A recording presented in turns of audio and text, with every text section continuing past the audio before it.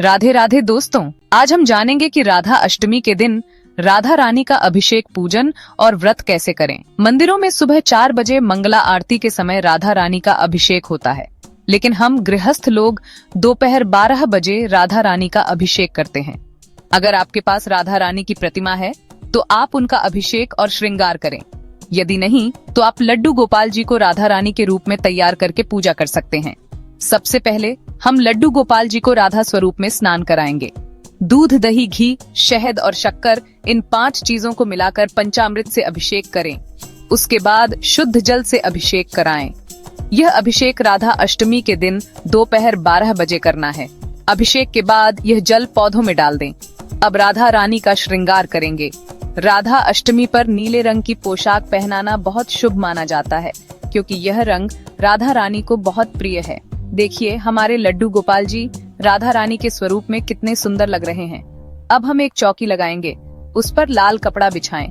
आप यह पूजा अपने घर के मंदिर में भी कर सकते हैं। चावल का आसन देकर हम राधा रानी को विराजमान करेंगे। यहाँ हम लड्डू गोपाल जी का ही भगवान श्री कृष्ण और राधा दोनों के रूप में पूजन करेंगे। राधा अष्टमी पर कलश की स्थापना करना जरूरी है।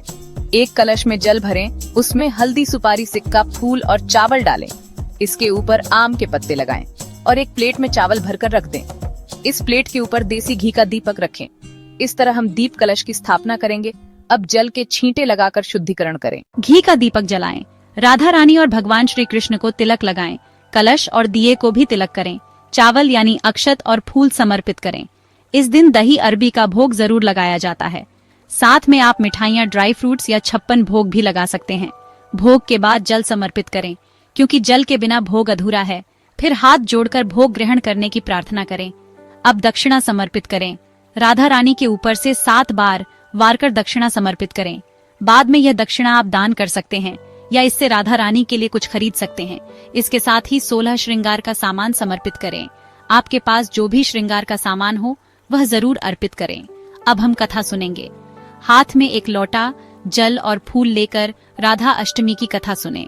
व्रत पूरा करने के लिए कथा सुनना बहुत जरूरी है। कथा के बाद फूल राधा रानी के चरणों में समर्पित करें और आरती करें। ध्यान दें, कलश के ऊपर वाला दीपक नहीं उठाना है। आप अलग से दीपक जलाएं या कपूर से आरती कर सकते हैं। पहले गणेश जी की आरती करें, फिर भगवान श्री कृष्ण और राधा रानी की आरती करें।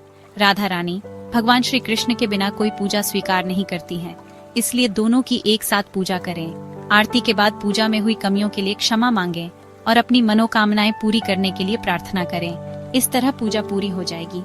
पूजा के बाद भोग प्रसाद घर के सभी सदस्यों में बांट दें। राधा अष्टमी के दिन राधा रानी को झूला जरूर झुलाना है।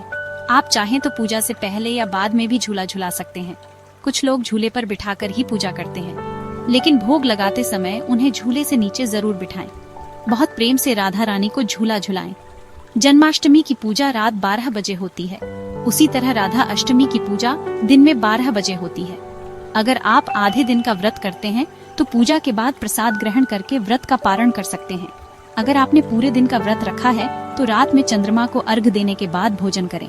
कुछ लोग सप्तमी को व्रत करते हैं और अष्टमी को सुबह मंगला आरती के बाद भोजन करते हैं। आप अपनी सुविधा अनुसार व्रत कर सकते हैं। राधा अष्टमी का व्रत किए बिना जन्माष्टमी का व्रत सफल नहीं होता, इसलिए यह व्रत जरूर करें। हमारी राधा रानी बहुत दयालु है और उनका व्रत भी आसान है।